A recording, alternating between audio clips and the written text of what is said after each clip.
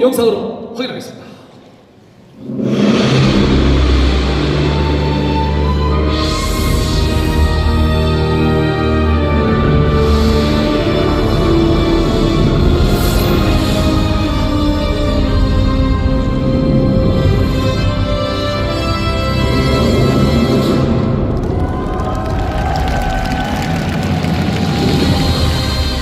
플래티넘 프레덴셜 디렉터 유희선.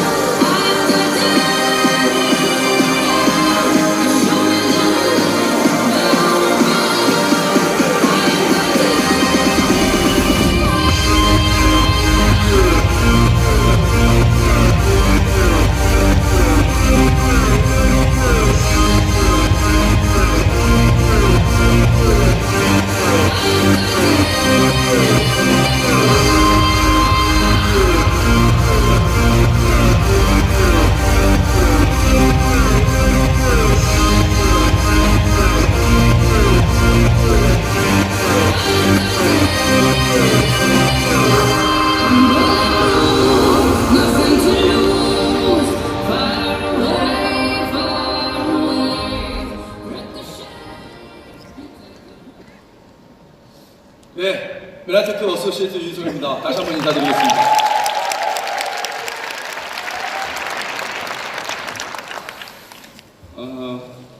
어느 책에 이런 구절이 있더라고요. 지혜로운 사람과 지혜롭지 않은 사람을 구분하는 방법 중에 하나가 어떤 성공을 이루었을 때 자기 자신만의 힘으로 성공했다고 생각하는 사람이 있고 주변에 수많은 사람의 도움과 인연으로 성공했다고 생각하는 사람이 있다고 합니다. 저는 좀 지혜로운 사람이 좀 되고 싶습니다. 그리고 특히 메나테크 사업의 특징이 혼자의 힘으로 성공할 수 없는 사업이기 때문에 좀 이 자리를 빌어서 제가 좀 감사의 인사들을 좀 드리고자 합니다. 늘 형님같이 또 친누나같이 보살펴 주신 우리 김용기 안은수 스폰서 사장님께 감사의 말씀 드리겠습니다. 해박한 건강 지식으로 사업의 단초를 열어주시고 힘을 실어주신 우리 배재현 사장님께 감사의 말씀 드리겠습니다. 더불어 늘 진실된 자존감이 뭔지를 알려주시면서 당당하게 사는 방법을 알려주신 우리 김자옥 같은 성격을 갖고 계신 우리 최정문 스폰서님께도 감사합니다. 사람이 태어나서 성장을 할 때 어렸을 때는 부모가 육체적인 건강을 책임져 줍니다. 밥을 먹여주고 육체적인 안전을 책임져 주죠. 밥을 먹여주고 키워주고 재워주고. 근데 그게 지나고 나서 성인이 되면 부모는 정신적인 건강을 책임져 줍니다. 그 자식이 방향을 잃고 힘을 잃을 때 부모가 올바른 철학과 가치관으로 그 자식을 이끌어주면 그 자식의 그 자녀의 정신세계는 안전하고 올바른 길로 가게 되어 있습니다. 제가 7년 정도 이 사업을 하면서 많은 유혹이나 잘못된 방향 이런 것을 고민할 때 늘 한결같이 올바른 철학으로 흔들림 없이 모범과 기준을 보여주셔서 저의 사업을 아주 안전하게 만들어주신 존경하는 이명진 배주원사님께 감사의 인사 드리겠습니다.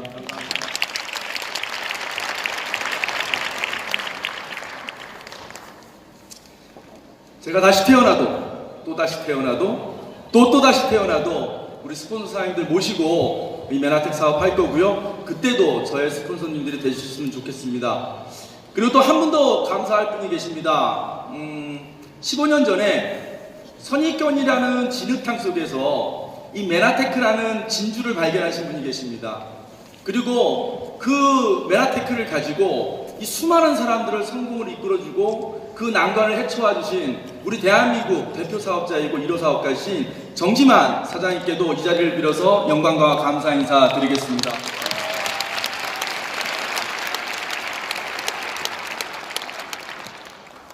더불어 저보다 먼저 메나텍 사업을 시작하신 수많은 선배 사장님들이 많은 힘든 일을 헤치고 우리 메나테크가 여기까지 왔습니다. 그 선배님들의 바람막이 덕분에 저는 그 뒤에서 이렇게 편안하게 이 자리까지 온 것 같은데요. 이제부터 저도 제일 앞에서 비와 바람을 맞으면서 선배님들을 따라서 선배님들이 해주신 것처럼 저의 후배 사장님들께 바람막이가 되어드리고 길잡이가 되어드리겠습니다. 더불어 25년 전에 미국의 텍사스의 작은 마을에서 시작한 메나테크라는 회사가 정말 수많은 경쟁자들의 공격과 질투와 시기를 받고 정말 죽기 일보 직전까지 갔던 그 시점에 이 메나테크를 살려내고 지켜와 주신 우리 본사의 모든 임직원 여러분께도 다시 한번 감사의 말씀 드립니다.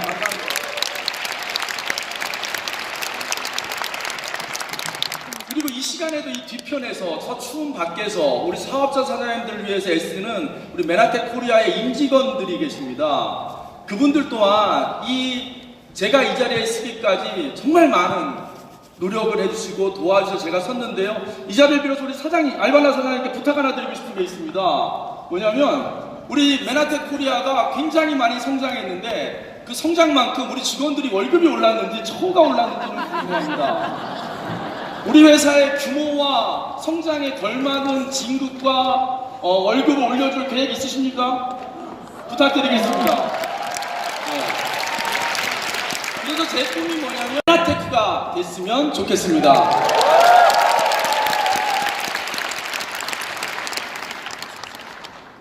한 소년이 있었습니다. 그 소년은 2살 때 부모님이 파산하고 그 파산으로 이혼하는 바람에 2살 때부터 할머니 손에서 자랐습니다.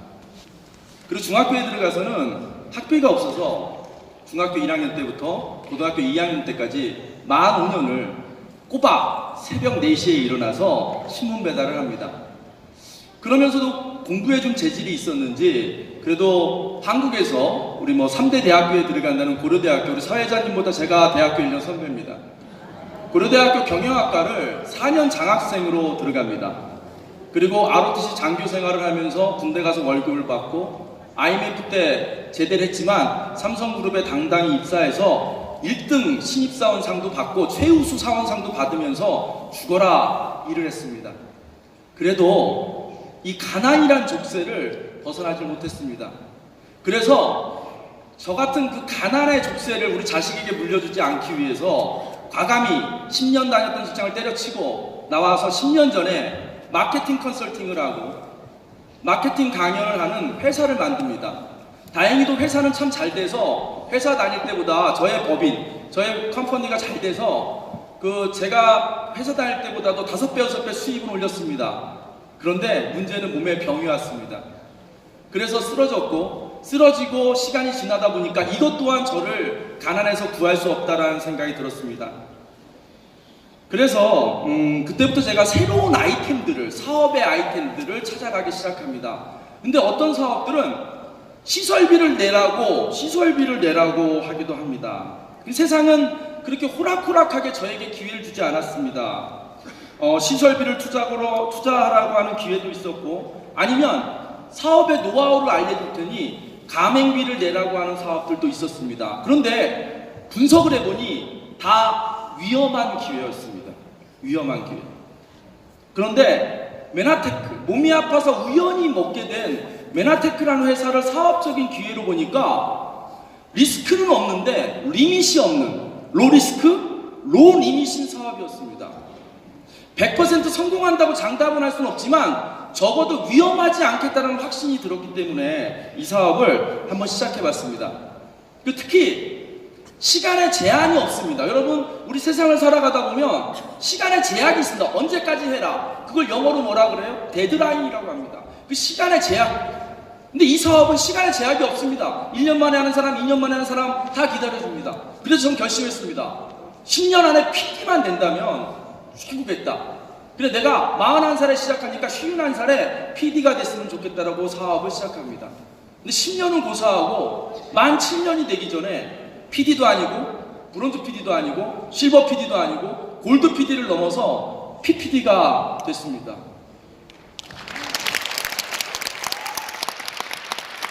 더군다나 7년 전에는 저 2층 어딘가에 한 10분 정도의 고객, 뭐 사업자도 아닙니다. 고객을 모시고 와서 7년 전에 저 윗자리에 있었습니다. 근데 지금 7년이 지난 이 자리에 실버 PD, 브론즈 PD, PD 사장님만 13분과 함께 제가 이 자리에 왔고요. 지금 이렇게 서 있습니다.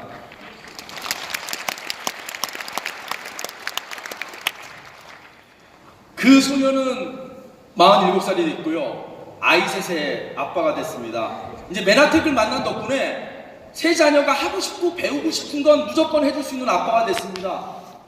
배우고 싶다. 그리고 아내에게도 여보 갖고 싶은 게 뭐야? 그럼 막 사줄 수 있는 남편이 됐습니다. 그래서 얼마 전에는 집을 하나 사달라고 그러더라고요. 네. 그래서 11월 30일 날 송도에 제일 비싼 아파트 48층에 있는 65평짜리 아파트를 10억 주고 하나 사줬습니다. 다 메나테크 덕분입니다. 저는 대학교 4학년 때 카톨릭의 사제가 될 생각을 잠시 한 적이 있습니다. 저와 같은 비슷한 환경에서 자라는 아이들을 사랑해주면서 한평생 살아보겠다. 한 여자만 사랑하는 거 아니라 더 큰 사랑을 하면서 세상을 살다가 보고 싶은 꿈이 한 번 있었습니다. 근데 뭐 이루지 못했습니다. 그래서 제가 빨리 수입을 얻으면 은퇴를 해서 세상에 좀 도움이 되는 계획을 간절하게 갖고 있었습니다. 배고픈 사람들, 헐벗은 사람들을 위해서 먹고 사는 문제가 해결되면 그 일을 하고 싶었습니다. 그런데 그 꿈을 접었습니다. 안 하기로 했습니다.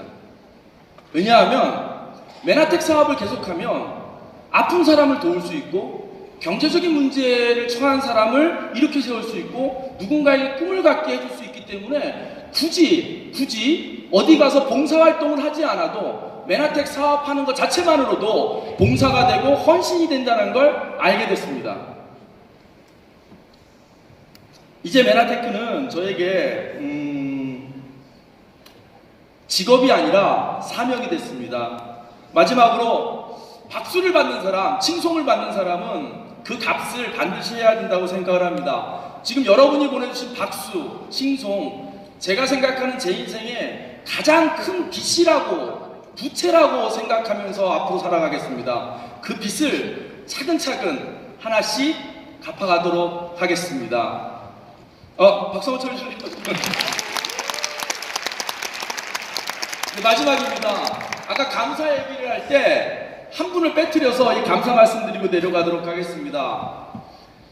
가난한 집 장남이고요.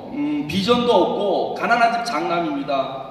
그냥 목소리 하나 큰 거 믿고 저와 결혼해줘서 아이 셋을 낳아준 여성이 있습니다. 제가 부탁드린 제 아내 좀 잡아주실래요? 네, 저 일어나고 있어요. 고개 잠깐 들어요. 끝날 때까지 계속 비춰주십시오. 저희 아내입니다. 좀 얼굴 좀 자세히 보여주세요. 예. 제가 감사한 이유는 저 아내가 메나테크 정보를 가져왔습니다. 그리고 아주 지혜롭게도 제가 거부감이 없도록 살금살금 물가로 데려가서 이 물을 먹게 만들어 저의 인생을 바꿔줬습니다. 가끔 제가 재미없는 남자인데요. 가끔 텔레비를 보면 멋진 남자가 멋진 여자에게 프로포즈하는 장면들이 가끔 나옵니다. 근데 사실 변변히 프로포즈 한번 해보지 않고 본인도 프로포즈 한번 받아보지 않고 덥석 결혼해줬다고 한평생 저를 괴롭히고 있습니다. 그래서 이렇게 자취상이 차려진 마당에 제가 이 자리를 빌어 그때 못했던 프로포즈를 하고자 합니다.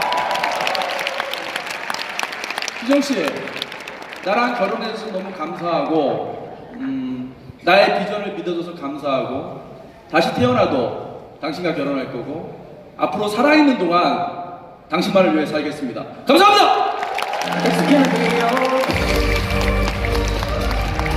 네.